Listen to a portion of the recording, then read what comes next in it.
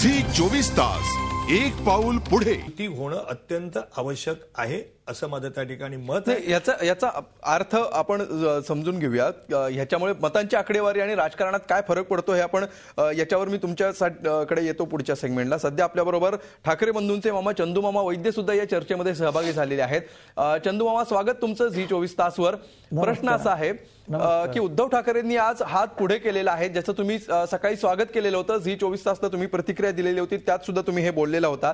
आता राज ठाकरेंनी कुठलीही प्रतिक्रिया द्यायला नकार दिलाय, मात्र त्यांनी हा प्रस्ताव धुडकावून लावलेला नाहीये.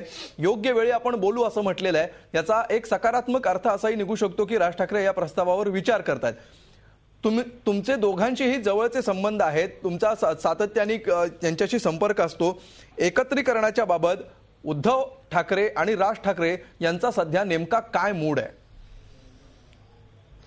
नाही, पहिली गोष्ट म्हणजे मला सांगायचं की बाळासाहेबांच्या निधनानंतर मी आपल्या सर्वांना माहिती आहे की तुळजाभवानी चरणी प्रार्थना केली होती की ह्या दोघांना एकत्र आणण्याचा मी फार फार फार कष्ट करून प्रयत्न करणार आहे. आणि ह्या मध्यंतरीच्या काळामध्ये मी उद्धवशी पण बोलायचं, राजशी पण बोलायचं, पण दोघांनी असं कधीही नकारात्मक असं उत्तर मला दिलं नाही. आणि किंबहुना आजच्या सामन्याच्या मुलाखतीमध्ये उद्धवची मुलाखत मला खूप आनंद झाला की उद्धवनी मोठ्या भावाची भूमिका घेऊन एक झालं गेलं विसरून जा ह्या भूमिकेत ते आले आणि एक पाऊल पुढे टाकलं. ह्याच्यात मला आनंद आहे आणि मला फार आशा आहे की हे दोघे आज न उद्या एकत्र येणार. अगदी. मात्र सध्याचा जर राज ठाकरेंचा मूड आपण बघितला तर त्याविषयी महाराष्ट्राला जाणून घेण्याची इच्छा आहे तुमच्याकडून, कारण अनेक जणांचे किंबहुना अख्ख्या महाराष्ट्राचे डोळे याच्याकडे लागलेले आहेत की राज आणि उद्धव ठाकरे एकत्र येणार का. तुम्ही एकत्र येण्यासाठी प्रयत्न करतायत.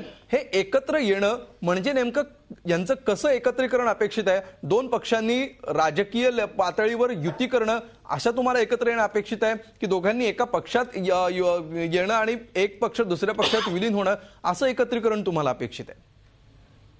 नाही, मला एक बघा, दोघांनी एकत्र पक्ष एकत्र येणं किंवा वेगवेगळे पक्षात राहणं हे त्यांचा प्रश्न आहे. फक्त माझं एकच प्रयत्न आहे की कुठच्याही परिस्थितीत दोघांचं मतविभाजनाच्या दृष्टिकोनातून महाराष्ट्रामध्ये कुठची गोष्ट घडता कामा नये.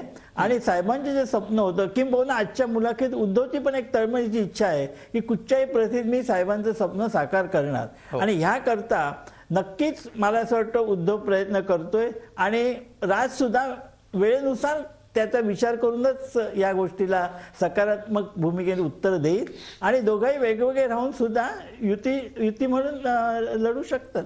दोघंही एकत्र येऊन महाराष्ट्राच्या भल्यासाठी प्रयत्न करू शकतात आणि महाराष्ट्राचं राजकारण करू शकतात असं तुमचं म्हणणं आहे.